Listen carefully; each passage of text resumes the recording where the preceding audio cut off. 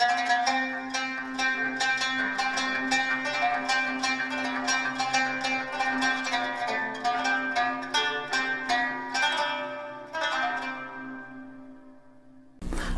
alaikum wa rahmatullah. Welcome to Ramadan from Ames.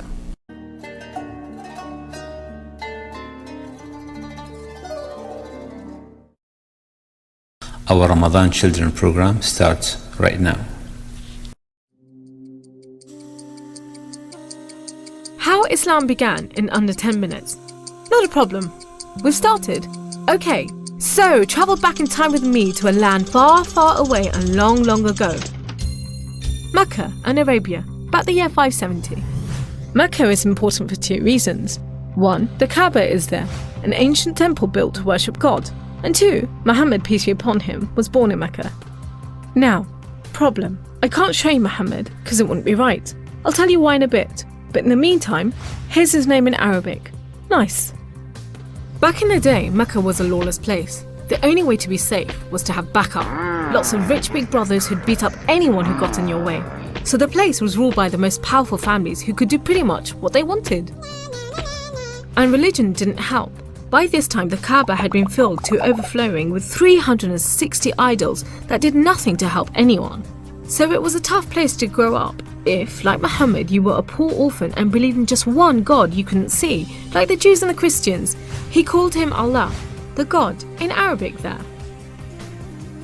Muhammad's dad died before he was even born, and his mum died when he was just 6. So he was brought up by his grandfather, Abdul Muttalib, and then, when he died too, by his uncle, Abu Talib, who had the respect of the city's ruling families, so Muhammad was safe for the time being. Muhammad started out as a shepherd and then became a businessman, travelling about buying and selling stuff for rich clients. When he did some work for a rich widow called Khadija, she was so impressed by his honesty and skill that they ended up getting married. And for a while, it looked like Muhammad was going places. Well, he was, but not how you think. Every year in the month of Ramadan, different calendar, different names for the months, there was a big party around the Kaaba when people made sacrifices to the idols. Muhammad hated it, so he'd get out of town and sleep in a cave he'd found on the top of a nearby mountain. One night, Muhammad's praying to Allah when wham! There's the angel Jibreel, you might say Gabriel, standing right in front of him. Read, says the angel, but Muhammad couldn't read. No schools, you see. Jibreel keeps on at him. 3 times he says, read. Then he grabs hold of Muhammad and wham! Again, it's like Muhammad's learnt the words off by heart. So he recites the message out loud. Read in the name of your Lord, who created man from a drop of blood. Read, for your Lord is most generous. He who taught by the pen, taught man what he did not know. It was a message from Allah. God was speaking to him just like he'd spoken to the prophets in the Jewish and Christian holy books, which meant he was a prophet too. The messages continued for the rest of Muhammad's life. Allah gave him the words to say and the prophet recited them.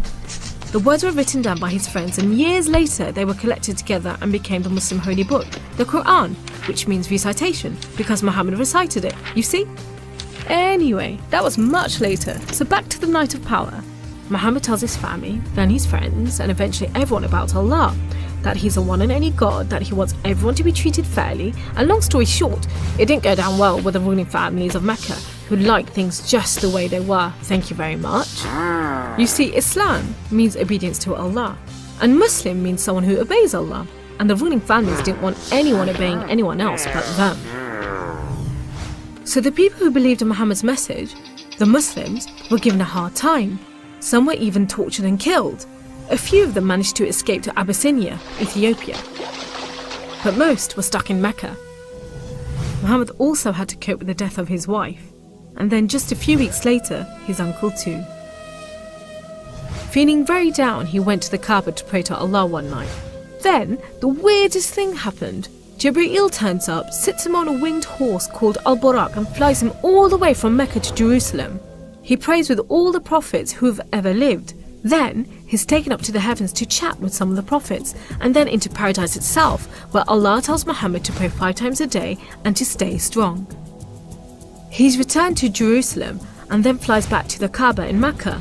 We call it the night journey, and Muslims still argue whether it was a real experience or a vision, but whatever, it gave Muhammad a much needed boost, and just as well, because there were more tough times ahead. So, there was this other city called Yathrib. The people there heard about Muhammad and his message and invited him and his followers to join them. A few at a time, the Muslims left Mecca and made a dangerous journey across the desert to Yathrib.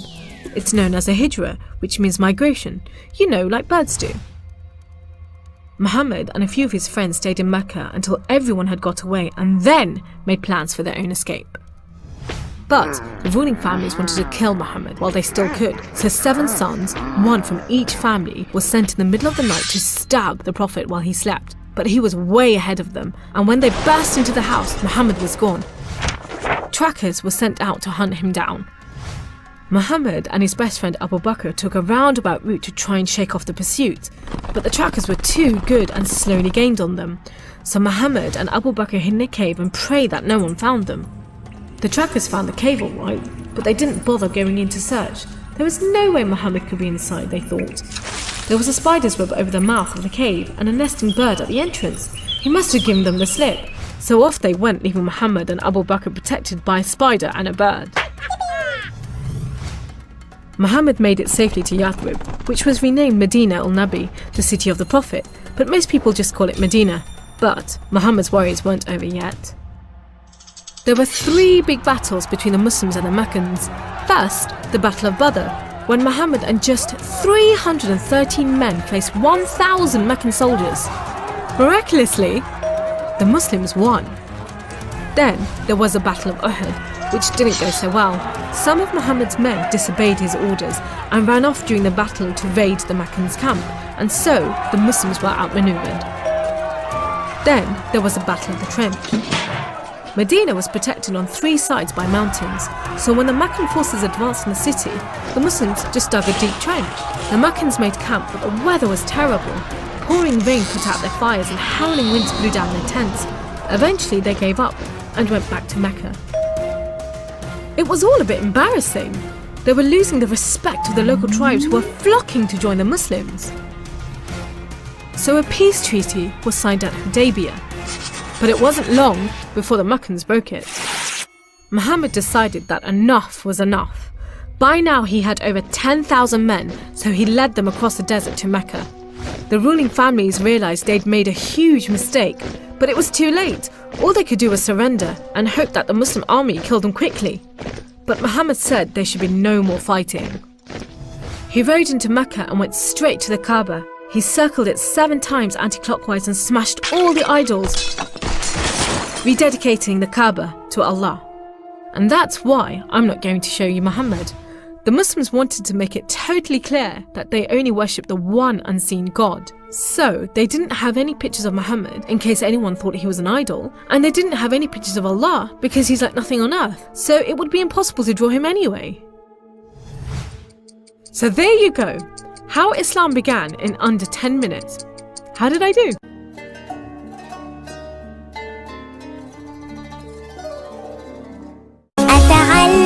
أنا أتعلم حتى أفيد وأستفيد وأعرف لما أتكلم إنه كلامي صح ومفيد. أنا أتعلم لا أسهل وبعدين بشوفك. كلمي هاي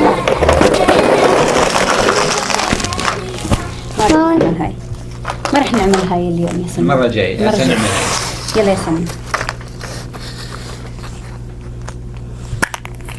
دال.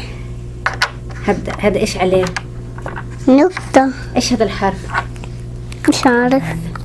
ذال. ذال، حرف الذال. شاكرة سلمى. يلا بعدي هاي.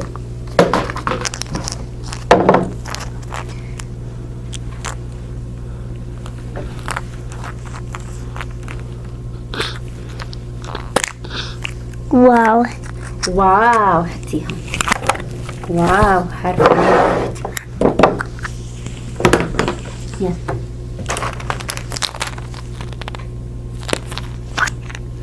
عين. عين، ممتاز. يلا.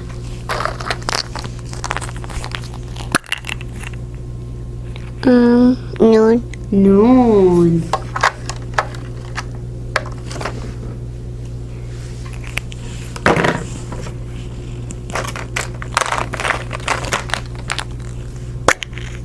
وين الياء؟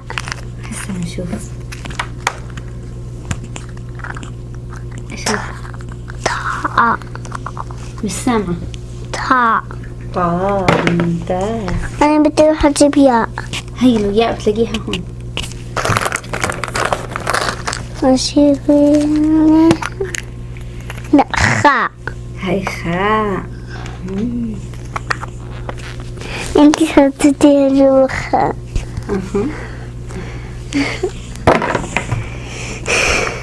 نفسي. بنفسجي صح.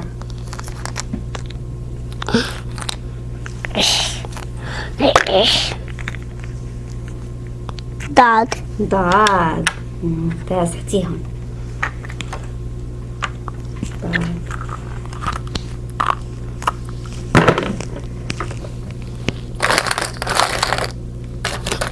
أزرق. أزرق. ميم. ميم. هون جنب الضاد. جنب الضاد.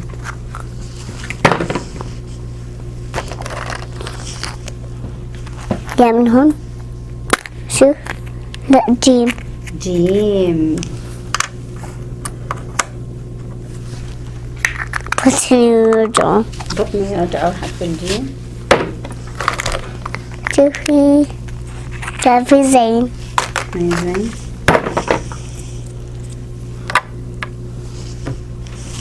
شوفي. لا، ألف. ألف.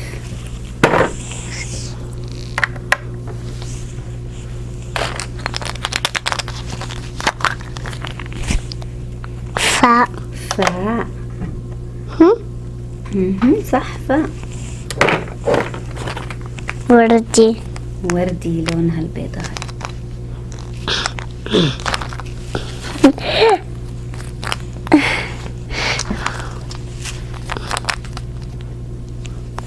الوردي حلو. الوردي حلو. هو لونك المفضل؟ هذا إيه صح. نسيت ساعدك اسمه. تفتحيها؟ لا.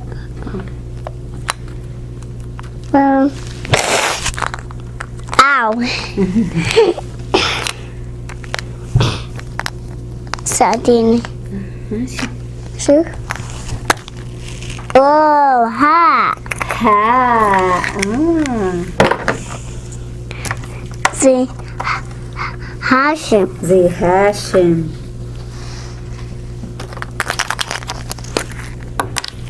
لا، فاء. فاء. صح.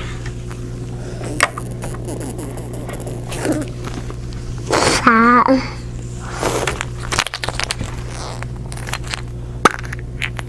لا، لام. هذا لام. وردي. هذا كمان. وياء. وأخيرا لقيتي حرف الياء.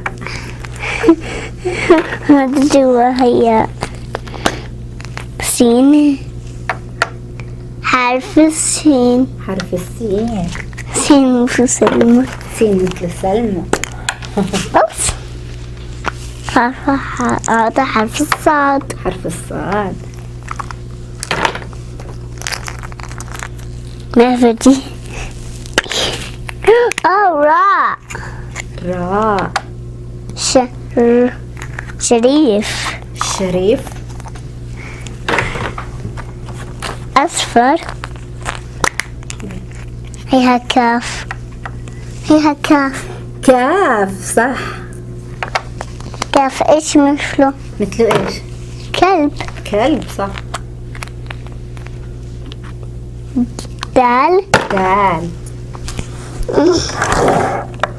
دال مثله إيش؟ دب. دب.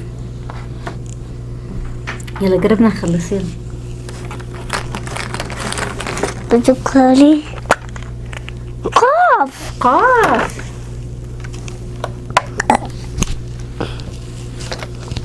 مفرتي بنفسجي. باء. باء. باء مش لبابا. لا بابا.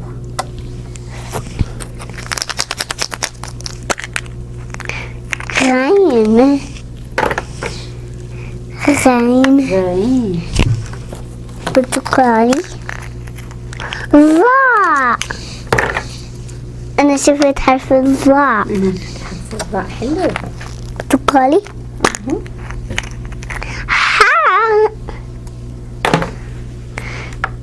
أنا لقيت حرف الحاء. حلو. حرف الحاء ضايل 2 بس. شين. شين. شين في شريف. شريف. شين. شريف. شين مثل شريف. شريف.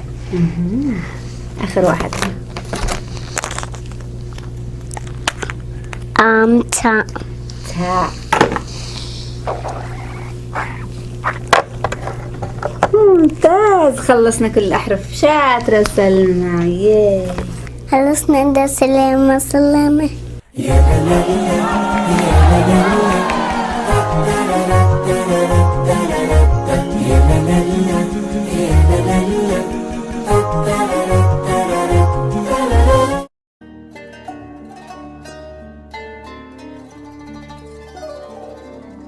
Hello, I'm very glad you decided to join us today. Today we are going to be reading a very exciting story. Let's begin.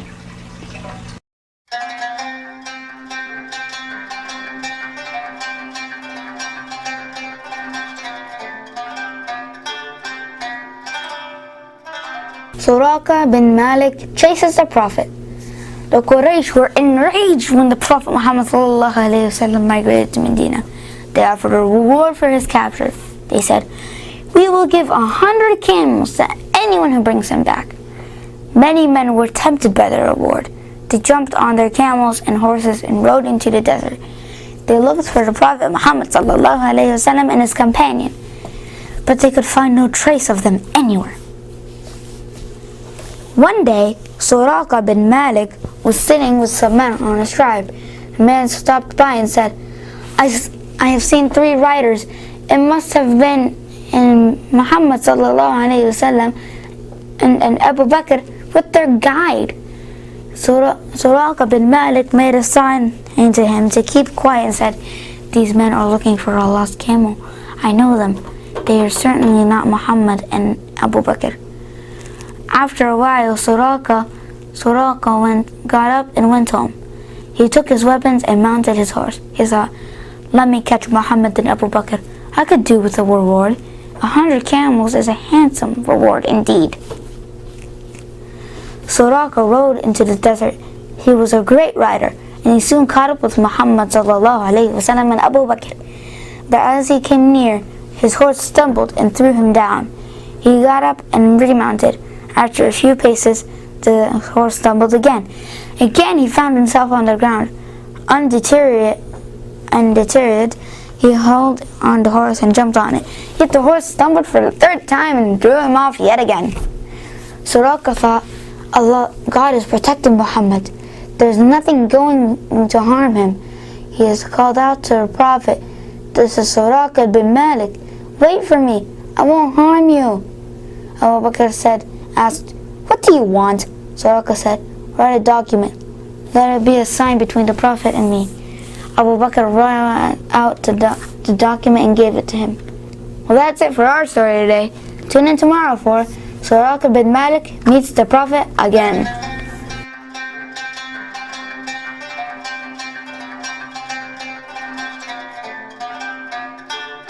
I hope you liked our story. Don't forget to tune in tomorrow so you can hear some more.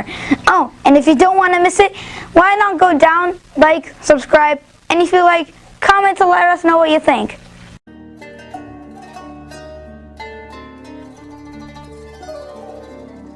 Kulandu khair, everyone. May Allah accept your fasting, inshallah, during Eid, and we will be reading you 2 stories at a time each day. Now that's a lot of stories. أعوذ بالله من الشيطان الرجيم. بسم الله الرحمن الرحيم. طاسيم.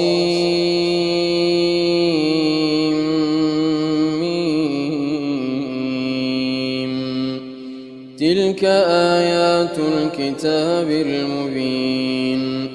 نتلو عليك من نبأ موسى وفرعون بالحق لقوم يؤمنون. إن فرعون علا في الأرض وجعل أهلها شيعا يستضعف طائفة منهم يذبح أبناءهم ويستحيي نساءهم إنه كان من المفسدين. ونريد أن نمن على الذين استضعفوا في الأرض ونجعلهم أئمة ونجعلهم الوارثين. ونمكن لهم في الأرض ونري فرعون وهامان وجنودهما منهم ما كانوا يحذرون. وأوحينا إلى أم موسى أن أرضعيه فإذا خفت عليه فألقيه في اليم ولا تخافي ولا تحزني إنا رادوه إليك وجاعلوه من المرسلين. فالتقطه آل فرعون ليكون لهم عدوا وحزنا إن فرعون وهامان وجنودهما كانوا خاطئين. وقالت امرأة فرعون قرة عين لي ولك لا تقتلوه عسى أن ينفعنا أو نتخذه ولدا وهم لا يشعرون. وأصبح فؤاد أم موسى فارغا إن كادت لتبدي به لولا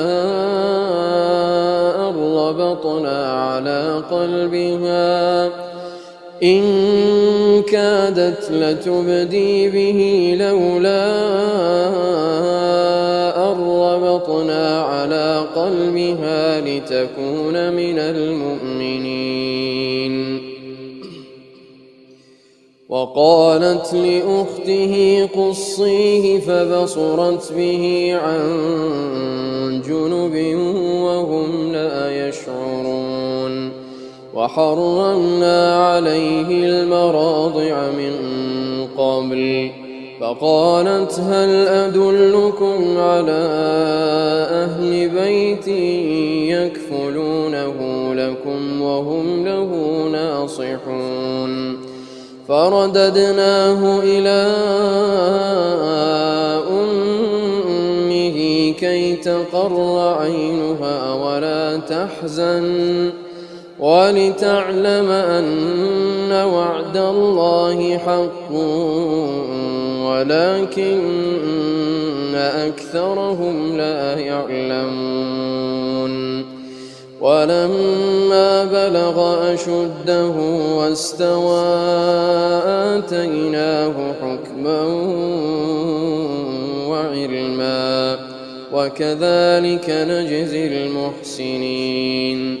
ودخل المدينة على حين غفلة من أهلها فوجد فيها رجلين يقتتلان هذا من شيعته وهذا من عدوه فاستغاثه الذي من شيعته على الذي من عدوه فوكزه موسى فقضى عليه قال هذا من عمل الشيطان إنه عدو مضل مبين قال رب إني ظلمت نفسي فاغفر لي فغفر له إنه هو الغفور الرحيم قال رب بما أنعمت علي فلن أكون ظهيرا للمجرمين فأصبح في المدينة خائفا يترقب فإذا الذي استنصره بالأمس يستصرخه قال له موسى إنك لغوي مبين فلما أن أراد أن يبطش بالذي هو عدو لهما قال يا موسى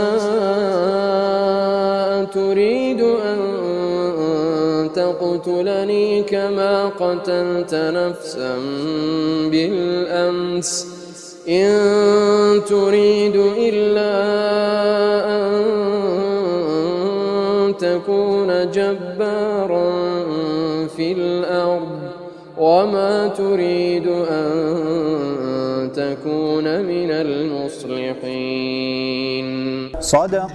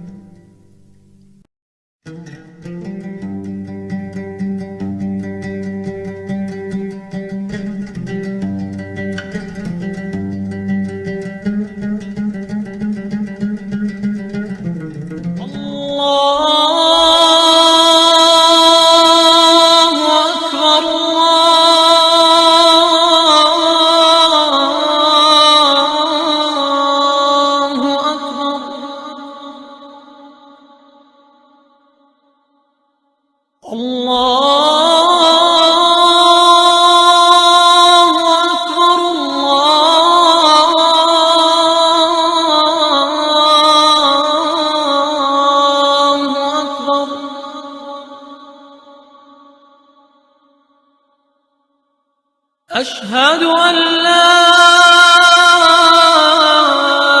إله إلا الله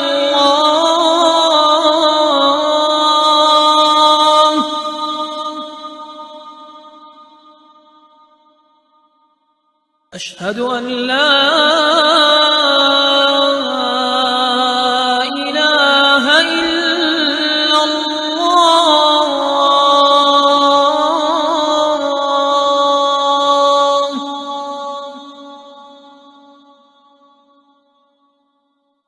أشهد أن محمدًا رسول الله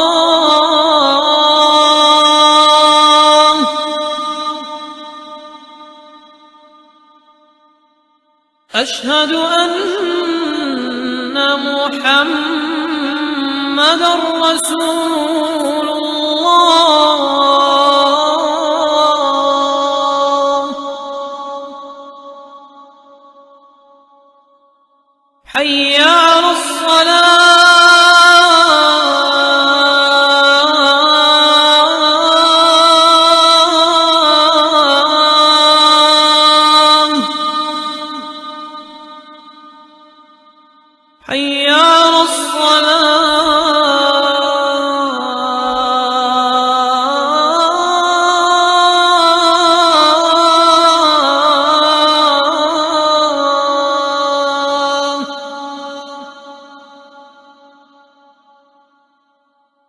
حي على الفلاح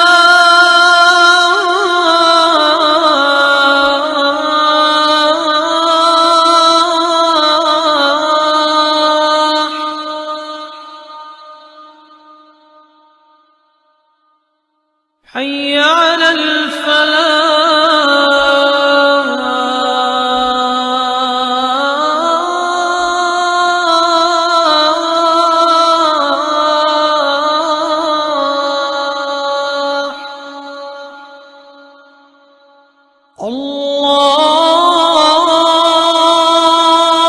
الله أكبر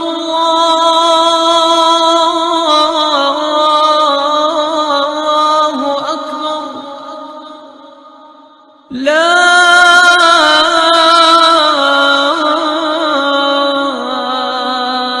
إله إلا الله.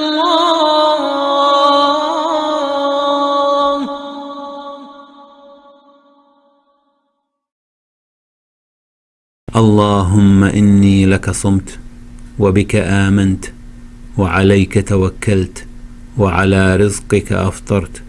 ذهب الظمأ وابتلت العروق وثبت الأجر إن شاء الله. O Allah, I fasted for you and I believe in you and I put my trust in you and I break my fast with your